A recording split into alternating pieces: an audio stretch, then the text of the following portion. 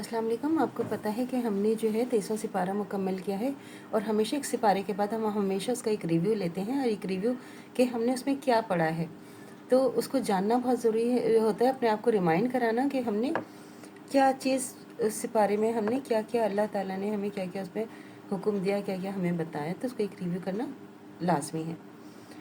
बिस्मिल्लाहिर्रहमानिर्रहीम। तो ये जो था, ये 23वां सिपारा जो था वो सूरह यासीन की बकिया जो आयात थी उससे शुरू हुआ। सूरह यासीन की बकिया से शुरू हो रहा है, जिसमें इंसान को जन्नत की नेमतों का मुशाहिदा कराया जा रहा है। उसके अंदर जो है अल्लाह ताला बता रहे हैं कि जन्नत में जो है क्या क्या चीज़ें जो हैं वो हमें होंगी, हमारे लिए होंगी जन्नत में। और नर और मादा में साइंसी निशानियों का होना, सूरज और चाँद में निशानियाँ और मंजिलें, और इंसान का नाफरमान होना, और जन्नत और दोज़ख की इतला, जिस्म का हर हिस्सा जो है वो हमारे जिस्म का क़यामत के दिन जो है वो हिसाब देगा। हमारे जो हाथ है वो बताएगा इससे चोरी की थी या नहीं की थी, कान बताएंगे कि क्या सुना था, आंखें बताएंगी क्या देखा था।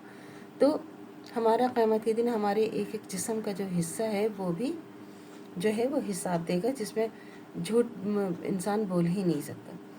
अब कुरान शायरी नहीं और चौपायों का पैदा किया जाना, और अल्लाह ताला का कुरान का मुहाफ़िज़ होना, अल्लाह ताला का तमाम कायनात का मौजिद होना, और अल्लाह ताला की कोई औलाद का ना होना शामिल है।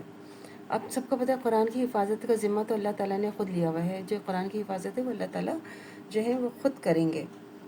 और अल्लाह ताला ने इसमें जन्नत, दोज़ख, सूरह यासीन में इतनी सारी चीज़ें अल्लाह ताला ने बता दी हैं, जिसको हमें बहुत ही ज़्यादा समझने की ज़रूरत है। फिर उसके बाद जो है सूरह यासीन के बाद शुरू हो रही है सूरह सिफ़ात, जिसमें बताया जा रहा है कि अल्लाह ताला के फ़ैसले के दिन का होना।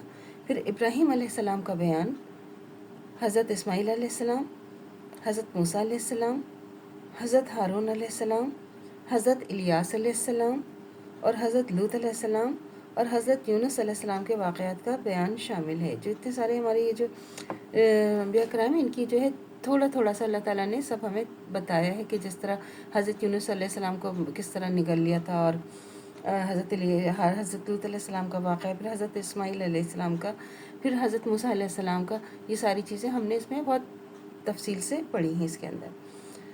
फिर सूरह सिफ़ात के बाद इतने अंबिया अकराम के बारे में हमने पढ़ा, और उसके बाद जो है सूरह सिफ़ात के बाद सूरह स्वाद, फिर वो इसके अंदर जो है वो शुरू हो रही। फिर सूरह जो स्वाद थी उसके अंदर हज़रत नूह अलैहिस्सलाम, हज़रत दाऊद अलैहिस्सलाम, हज़रत सुलेमान अलैहिस्सलाम, हज़रत अय्यूब अलैहिस्सलाम के जो वाक़यात थे उसके अंदर वो बताए जा रहे थे।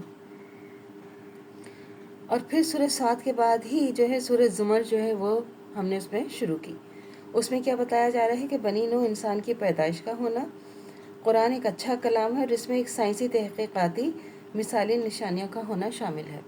तो ये तो अभी तो सूरह ज़ुमर कंटिन्यू है और उसको हम 24वें सिपारे में कंटिन्यू करेंगे इंशाअल्लाह। तो अल्लाह से दुआ करनी चाहिए जो हमारा ईमान है मरते दिन तो कायम व दायम रहे, ख़ात्मा बिल खैर ईमान पर हो। इजाज़त दीजिए, अल्लाह हाफ़िज़। मेरे चैनल को लाइक कीजिए, शेयर कीजिए, सब्सक्राइब कीजिए। शुक्रिया।